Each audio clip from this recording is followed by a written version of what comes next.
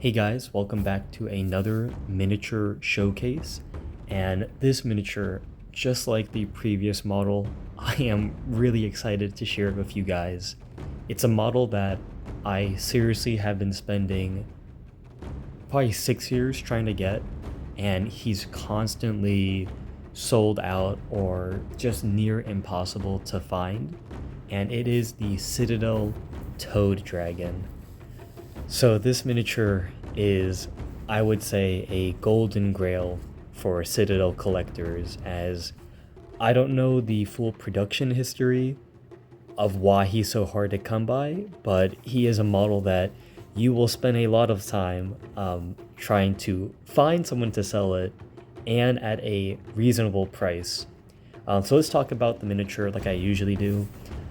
The Toad Dragon was produced in 1985 from Citadel, and it is sculpted by none other than Nick Bibby once again.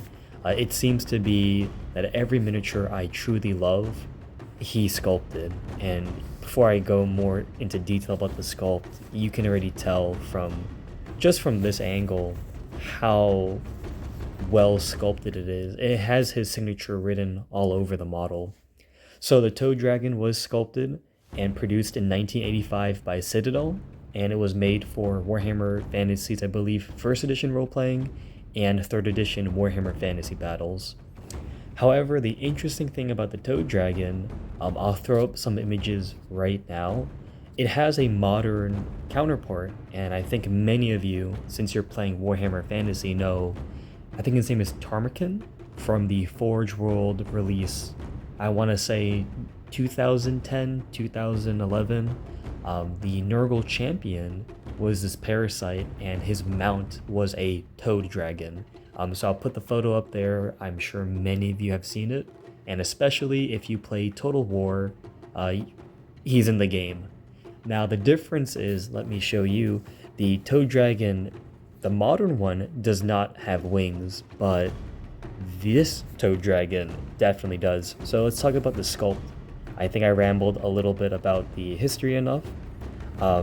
It actually comes in, I believe, if I'm not mistaken, 3 components. The head is currently glued on from the previous owner, and I just love the model. So pardon the small paint speckles. I tried my best to strip them. I'm reasonably happy with it, so I'll leave it as this. Pardon me, guys, ignore the paint, but inside the mouth, you can see it probably has 1, 2, 3 different rows of teeth in the inner mouth, and then its main mouth. And the most iconic part is the tongue whip. Now, the modern miniature from Forge World kept the similar style of the mouth looks horribly disgusting with all of these teeth protruding out, and they kept the iconic long, like chameleon type tongue. And if you didn't know, the Toad Dragons in current edition, they don't have wings, and they're not really a dragon. It's just due to the size. They're more related to the reptiles of Lustria. But the 3rd edition, this Toad Dragon, the Nick Bibby one, definitely is supposed to be a more traditional dragon.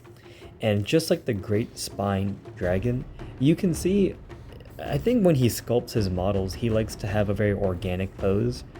So you can see the elements of a real-life toad where it's squatting. And honestly, if you were to remove this part, that does look like many of the toads produced by Citadel. You know, I've painted them for Talisman. Actually, let me grab one right now. So you can see a lot of similarities, and I do think it's really cool to have the model truly inspired by real-life creatures. And I do love just the amazing detail. I will be scraping all the mold lines. Again, he was just stripped from the previous owner. Let me zoom in some more because the detail is out of this world. I love it so much. The skin is textured. All these boils, you can see the spine going down, and it ends in this horrifically mangled club-like tail. And again, look at the hand just holding his knee. I just love the poses. Now, you could say Nick Bibby likes to have his dragons in these, like, you know, hand grabbing the leg. I think that may be due to the sculpting technology of the time. Regardless, really beautiful. And again, the face, this face is so iconic. I've seen someone use this as a slan. They made a beautiful conversion of grabbing 1,000 different pieces and he put the head on. But I know I would never want to mangle. I destroy my models for conversions, but not this guy. This guy has to be untouched, just like the Great Spine Dragon.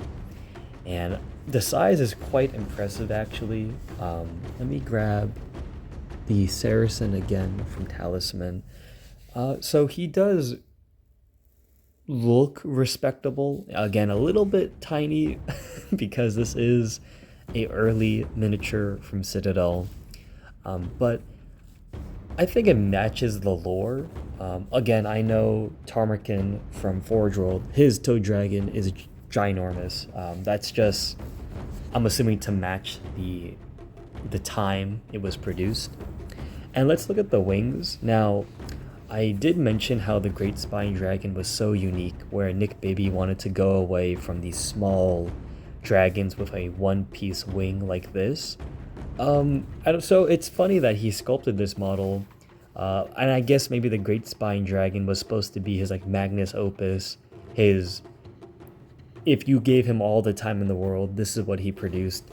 But even with him relying on the old tried and true method of a small dragon with the wings you glue on top, I like the way he sculpted these ones. You know, they're pitted, so if you use contrast paints or inks and shades, I'm sure you can get a beautiful blend going down to all these the pits and the wings. Both sides have it, and honestly, if I had this wing pair without the Toad Dragon, I would definitely use this for a Nurgle conversion, as I just love the way it looks. So let me quickly just use some tack to show you the dragon fully assembled. And you can see the tack there, the dragon is fully assembled, and what a beauty. I know this has been a model that many old Hammer collectors try to get in their collection, at least one of them. If you own more than 2 or 3 of these guys, I am quite jealous. I would call you selfish, but I could understand, as this model is so lovely. It works for Nurgle armies. I've seen people put Chaos Riders on top. Someone used this as a Jabberwock for their Beastman army before. I will 100% be using this miniature in my old world armies. There's a secret army I am currently working on that is not the Araby, and this guy will be part of it. He will be unconverted, as I do not want to touch this model. If I end up getting my hands on a second one, I would convert it to have a rider on top, so I could use it for like a Warriors Nurgle themed army, and have a like 3rd edition Tarmakin, which would be funny to see. But I just wanted to share this model with you guys. I know that many collectors really want to get it, and really I do hope you guys can eventually hunt it down. He is just so sought after that every time I see him posted on a Old Hammer collector website, on Facebook, a group, or eBay, he's gone in, I'd say, 5 to 10 minutes. They're just hard to come by. So that is the Citadel Toad Dragon. Lovely model, and I'm sorry this video is a bit shorter. He's a much smaller sculpt, so not too much to really go in depth about. I just wanted to show the wider audience this miniature. It's good to have on your radar if you want to get it. But yeah, Citadel Toad Dragon, I will be painting him, and I will, for this model, I will 100% be doing a painting guide.